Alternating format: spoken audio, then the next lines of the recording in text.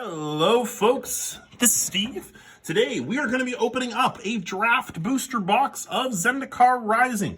It is finally available for us to get, so let's see what our luck looks like. So let's take off the fun parts and open it up in, Expedition box topper. If you want to see us open this part up, you're going to have to wait till the end of the video, and then I will.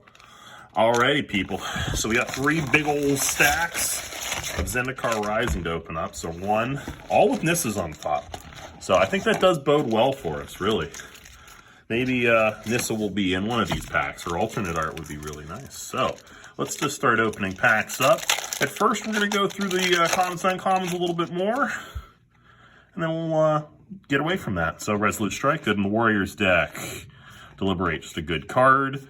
The Blight Blade, solid card. I mean, 1/1s with Death Touch always seem to work out. Blood Price, Nectar Pod, Rabbit Bite, still a good piece of removal in green. Pressure Point, Bug Catcher overperforms for me. Cleric of Life's Bond, this is a good signaling card here. Great thing to pick up if you're in the Cleric stack, obviously. It is a really good card. Mind Carver, it's fine. Noir Wizard, these are always such safe picks. Anytime you can make a creature into a land, because it does, without showing you the rare, hopefully, the Amara Skyfalls, just being able to hit this land sometimes is very big, and that means you can cut down your land count in a limited deck by 1 or 2 sometimes. All right, so we have an Inscription of Ruin and a Namia Sky Dancer, with obviously our mountain here and a piece of garbage that they include in the pack just so that I can rip it up in pieces. Inscription's great. You're gonna take the Inscription in a limited pool. Passing the Sky Dancer kind of does suck because it is a good card. I tend to think of them very highly, but nothing else in the pack here is too big. I mean, the Cleric of Life's Bond, you just hope is going to be able to table. It won't table to you, though. So, let's go to the next pack here. I can throw a few more limited pieces of suggestion out as well. So, we have the Resolute Strike again. Art and Electromancer always overperforms. I like this in a mono red deck. I like this in a 3-color deck. Deliberate. Gnarl Colony, very good still. Like, this has been a really good pack so far for limited. Everything so far is very good. Living Tempest is probably our weakest card so far, and I mean, this is still just fine. The Timber Ascetic, the Turn Timber Ascetic, it's fine. Cleansing Wildfire, it's a very niche card. The Snarecaster, good sideboard card. The Skyclave Geopede, just fine. Attended Healer, so good. This is your probable first pick in this pack so far. The McKindy Stampede into a Master of Winds. This is probably one of the worst rares for constructed play in the entire set, but it is not bad in limited. If you get to resolve that spell, I mean, just the fact that it replaces itself is huge, and the fact that it's just a 1/4 flyer for 4 that has the upsides, so pretty good, nothing too big. If I see something that's new, we're going to be Spare Supplies. I think this makes my cut every single time. It's nice because it's basically a cycle that eventually will draw you an extra card at the end of a turn. Sky Dancer, this is my #1 pick. Relic Axe is fine. Roiling Regrowth is insane for the green-red deck. The Zoth Consumption is probably the worst of these, but again, it doesn't hurt you to play it because you can just turn it into a bog. And then there's the Myriad Construct along with the Illusion Token. This one's probably the most expensive of the tokens of the set. Myriad Construct is very good. I am always impressed by it whenever I get it, and it's one of those things that it's never going to let your opponent know what you're playing, and it's something to keep yourself open in pack 1. Core Celebrant, just fine. Again, always overperforms. Some other stuff. The Occam Hellhound for standard is pretty darn good. Bubble Snare is infuriating to play against. Also wonderful to have when you have it. It's a great piece of removal in a color you don't expect.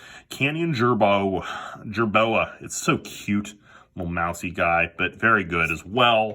And we have a flip into a Glass Pole Mimic. This is obviously your choice here. The Glass Pole Shore is this card is just good. And then, of course, an Insect for our Shoot Swarms. We do hope to see some Shoot Swarms in here, because Value Town. Celebrant, Molten Blast, seems to always overperform. Anti-Cognition, also another card that overperforms. The Rogues deck loves this card. You can get it late. Expedition Stalker, again, is just, it's a bear with upside. And bears with upside are great. Feed the Swarm, probably the best piece of removal in the set. As far as creature removal. I mean, it also hits Planeswalkers, but so rarely does that come up in Limited. This is going to be a big thing. It's big for Pauper. It's big for Standard. It's just a big card. Nothing too exciting there.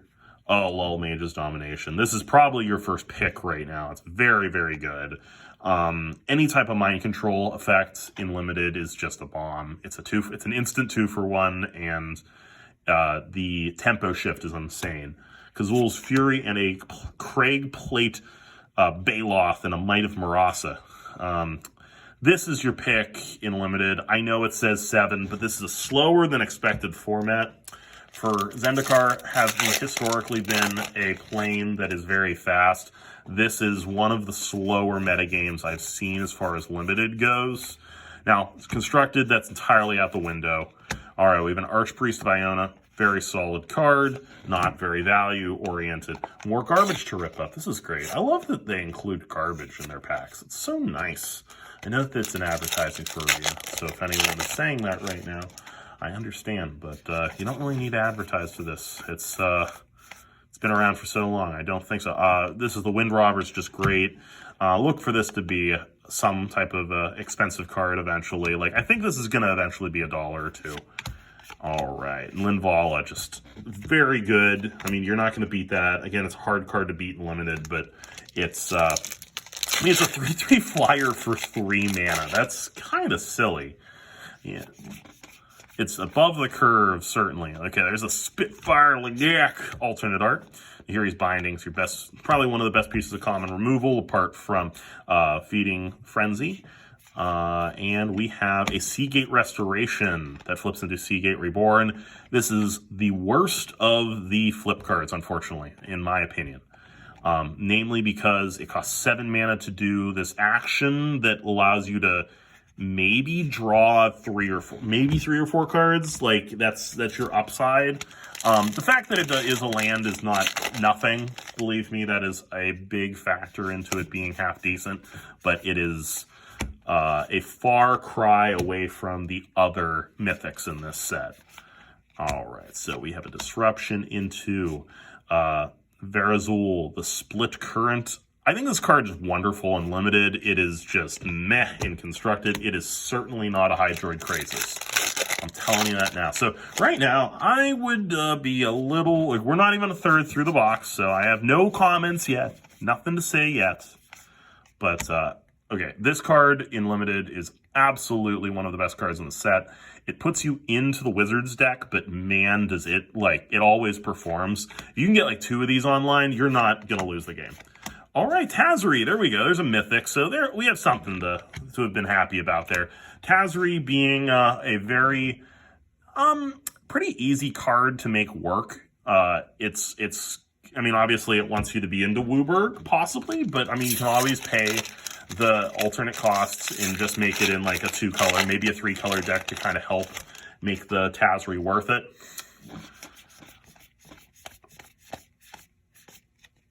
Journey to Oblivion, solid removal spell. It's harkening back to Journey to Eternity, which is cute. And then we have a Thieving Skydiver, again, one of the better. I think that's a great constructed card right there. And I think people are starting to see it perform because, I mean, it's a rogue that helps.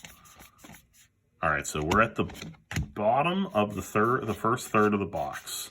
And Kazul Mammoth into the Kazudo Valley. Very good card. It's 50 cents right now, which is blowing me away that it's so inexpensive.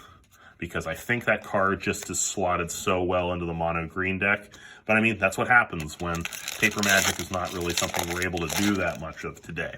So keep going in here. We're going to hope to hit some of the lands because the lands are really cool. And while they're inexpensive right now, I don't think they're going to stay that way. Karga Intimidator. A friend of mine always says, there's always a rare from each set that will introduce you to the next set. Get ready for this in Kaldheim. We're going to see warriors as a tribe that are going to get some support, just like they did back in Khans of Tarkir. I think that's something to be thinking about. Okay, Confunding Conundrum, that's our EDH card of the set. Just make sure that your opponents aren't laying more lands than they should be. Okay, Hagra Mauling into a Hagra Brood Pit. This is a great card. It's very solid. It's not ever going to be, it's never going to be better than, really, honestly, Murder, which is kind of sad to say. But at least it has that backup plan of being a land. One Skycleave Pickaxe, throw that in there. And then Archon of Emeria. This card's solid. It's a solid choice. Like, that's one of the things I can say about this set. Being halfway through the box, I don't hate many of the rares in the set, but that also does add some odd elements to this game, unfortunately. It is the fact that the set doesn't really have any big hitters. Like Swarm Shambler, I play it in Standard. I really like it. Is it 50 cents? Yes, it's absolutely a 50-cent card. There's so many of those in this set because we really haven't figured out if anything in Zendikar Rising has has legs in other formats.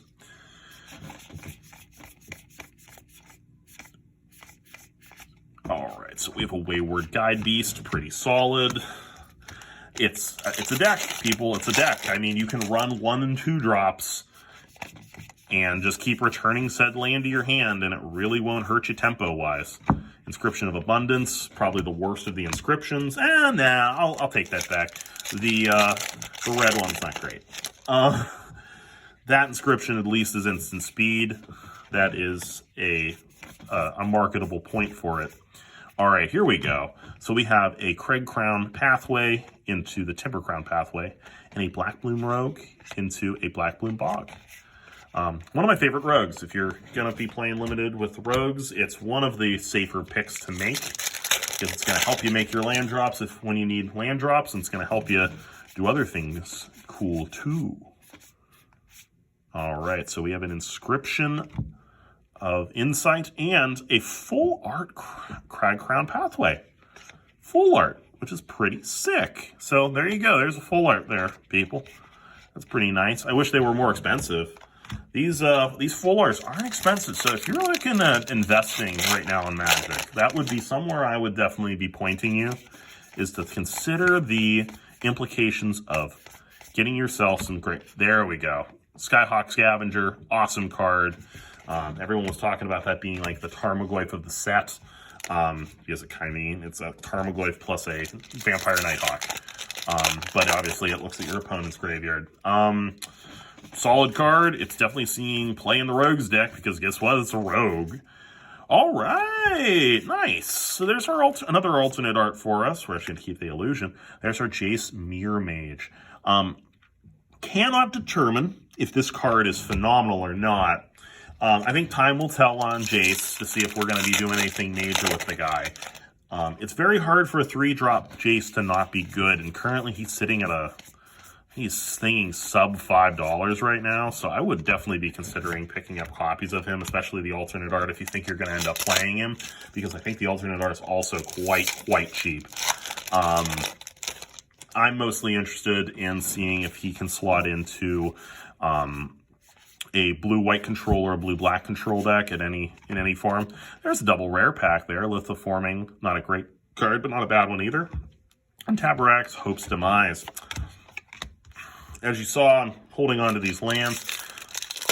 A friend of mine has always said that the most interesting thing that Marrow was ever able to do was to make people want basic lands. And he did it with full art lands. Zathrid San is one of the best rares in the set. Again, another cheap card, but he is unbelievable in the Rogues deck. Who would have ever thought Ninjutsu would have been an ability that we could put on a card? You just have to call it something else. All right, Magmatic Channeler. This has modern implications if you ever want to look around at throwing some cards from this set into modern. May or may not see that much play, but I think it has some legs in that format. All right, coveted prize. You ought to have a tutor card in every set, it seems like. And there's our tutor card, and they put it at rare. I honestly would have probably preferred them just do a diabolic tutor again. Not that it's bad, it's fine. All right, a Feldar Retreat. This card could be something eventually. It's so well slotted in at land drop 4, and actually the foil anti-cognition is pretty sweet too. The mill deck ever finds a way to emerge in Modern. Now that we have like 3 2-drop giant mill spells, that will be in it. All right, Forsaken Monument. This is one of the bigger mythics in the set. If you're a Commander player, you've probably thought, I can pull out a Kozilek or a Ulamog and make a deck around it. That's one of those cards, people. That's one of the cards to do your colorless Commander deck.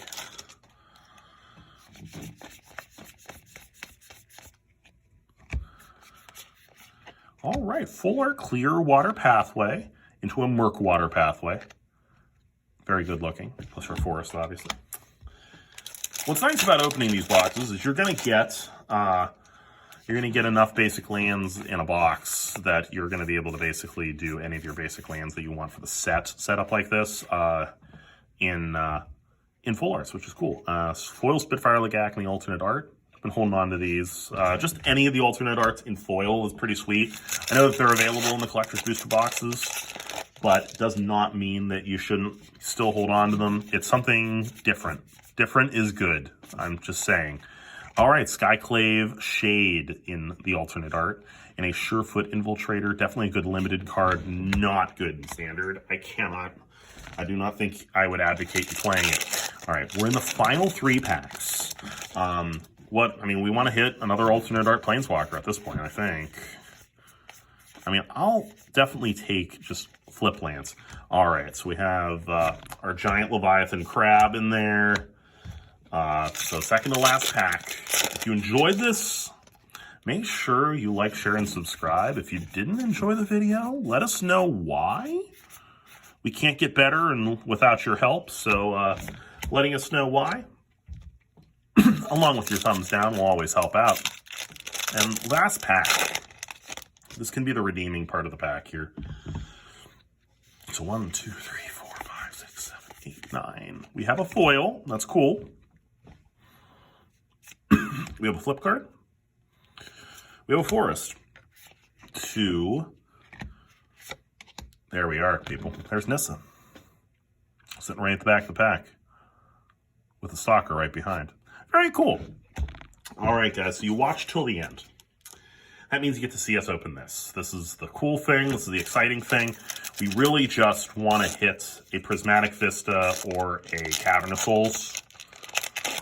Those are your big hits. But I'm telling you right now, these boxes, these cards, being that they're non-foil, I think they're going to be worth just as much as the non-foil the foil versions because of how they did the printing process, this cold pressing that they did for this set. So let's take a look and see what we get. Okay, Sea of Clouds. This was a Battle Bond land. It is a very good one. I really like these a lot. It's not the major hit that we were looking for, but it's also not a bad one. We could have hit like a fast land out of this box. And since we didn't, I'm going to call that a win. All right, guys, thank you so much for watching. If you ever want to see all of our videos, make sure you subscribe to our channel, and you can hit the bell icon to make sure you don't miss any of our videos in the near future. All right, guys, thank you very much for watching. Have a great rest of your day. Bye-bye.